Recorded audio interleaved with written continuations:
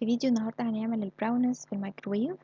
انا دايما بحب الوصفات دي لانها بتنجزنا لما بنكون ما عندناش حاجة حلوة في البيت. كمان لو المقادير بتاعتها مظبوطة بتطلع ما بتفرقش خالص عن المخبوزة او اللي مستخدمين فيها الفرن.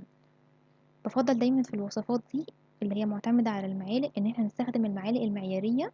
بتبقى موجودة في اي سوبر ماركت او محل مستلزمات حلويات. لما بنيجي نملى المعلقة دي مثلا المعلقة الكبيرة بنملاها مسطحة مش هرمية. فبيبقى افضل كتير ان احنا نستخدم معلقة المطبخ ونقعد نقول بقى هي مليانة قوي او مش مليانة قوي. هنحط المقادير كلها على بعض في البولة اللي هندخلها الميكروويف عشان طبعا ما نوسخش مليون حاجة.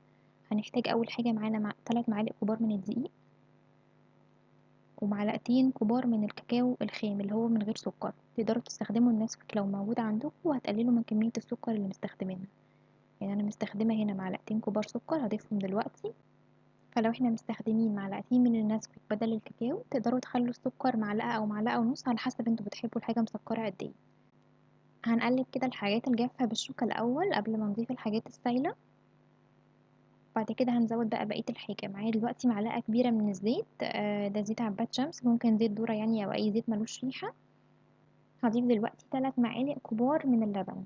يفضل الحاجة نبقى مطلعينها من قبلها من التلاجة عشان السكر والحاجة تدوب كويس في اللبن لما نضيفه. ودي حوالي نص معلقة صغيرة من الفانيليا السايلة، لو مفيش فانيليا الباودر عادي. هنقلب بقى الخليط ده كده. هو قوامه مش تقيل ولا خفيف، يعني انا نسيت بس اقول لكم ان في ذرة ملح كنا ضايفينها على الدقيق.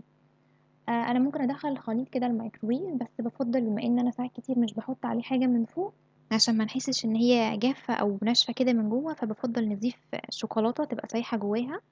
فممكن نضيف بقى اي شوكولاتة عندنا، شوكولاتة مطبخ تقطعوها حتت صغيرة او شوكليت شيبس زي دي. او لو عندنا شوكولاتة جالاكسي او كابري نقطع كده قطعتين ونحطها جواها، فلما بتخرج من الميكروويف بتبقى سايحة وبتديها طعم حلو. انا الميكروويف عندي قوته 900 واط، فهي اخدت دقيقة. نحاول نعمل 20 ثانية في 20 ثانية عشان ما نلاقيهاش نشفت والشوكولاتة اللي جوه كده نحس انها بقت جافة. وده شكلها كده بعد ما طلع. حاولوا ما تستغنوش عن الشوكولاتة اللي بنحطها جواها. انا كان عندي يعني ايس كريم وانا بصور فحطيته، وممكن نزينها بقى باي صوص عندنا، صوص شوكولاتة، صوص كراميل، او ممكن زي ما قلت لكم من غير خالص. يا ريت كمان الحاجة اللي هتعملوا فيها البراونيز وتدخلوها الميكروويف تبقى بولة زي كده بالعرض، ما تبقاش مج بالطول عشان البراونيز ما تبقاش معجنة من جوه وتستوي كويس.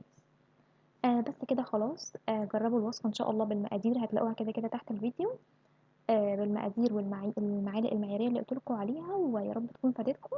واشوفكم على خير قريب في فيديو جديد ان شاء الله. باي باي.